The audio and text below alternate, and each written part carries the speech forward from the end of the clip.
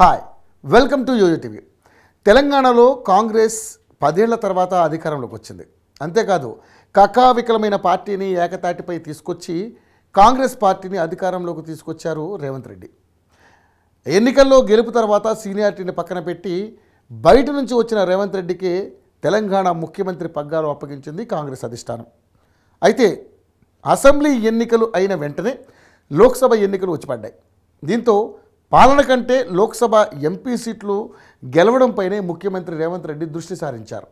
ఈ ఎన్నికల్లో తెలంగాణలో కాంగ్రెస్ పార్టీ 8 లోక్సభ సీట్లను గెలుచుకుంది. అటు భారతీయ జనతా పార్టీ కూడా 8 సీట్లు గెలుచుకుంది.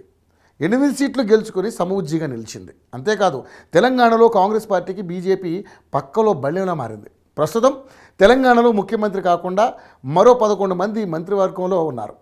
ఈసారి మంత్రివర్గ విస్తరణలో బీఆర్ఎస్ నుంచి ఇప్పటికే కొందరు ఎమ్మెల్యేలుగా కాంగ్రెస్ పార్టీ కండువా కప్పుకున్నారు.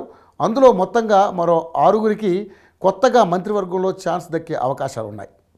పార్లమెంటు ఎన్నికల ప్రచారం సందర్భంగా ముదిరాజులకు ప్రాతినిధ్యం వహించిన మక్తల్ శాసనసభ్యుడైన వాకిటి శ్రీహరిని ఈసారి మంత్రివర్గంలో తీసుకునే ఛాన్సులు ఉన్నాయి. అటు కోమటిరెడ్డి రాజగోపాల్ రెడ్డి కూడా ఈసారి మంత్రివర్గంలో తీసుకునే అవకాశాలు కనిపిస్తున్నాయి. ఇటు చెన్నూరు ఎమ్మెల్యే వివేక్ను కూడా మంత్రివర్గంలో తీసుకునే అవకాశాలు ఎక్కువగా కనపడుతున్నాయి. వీరిద్దరూ ఆయా పార్లమెంట్లో తమ అభ్యర్థులను గెలిపించుకొని అధిష్టానం దగ్గర మంచి మార్కులే కొట్టేశారు. ఈసారి పెద్దపల్లి నుంచి వివేక్ కుమారుడు గడ్డం వంశీని ఎంపీగా గెలిపించుకున్నారు. అటు భువనగిరిలో ఎంపీ సీటు గెలవడంలో కూడా కోమటిరెడ్డి కీరోలు పోషించారు. మొత్తంగా 18 మందికి ముఖ్యమంత్రితో కలిసి మంత్రివర్గంలో ఛాన్స్ ఉంది. ఇప్పటికే రేవంత్తో కలిపితే 12 మంది ఉన్నారు. ఈసారి విస్తరణలో 4గురికి ఛాన్స్ ఇచ్చే అవకాశాలు ఉన్నాయి. మరో 2 తర్వాత భర్తీ చేయవచ్చు అన్నట్లుగా సమాచారం.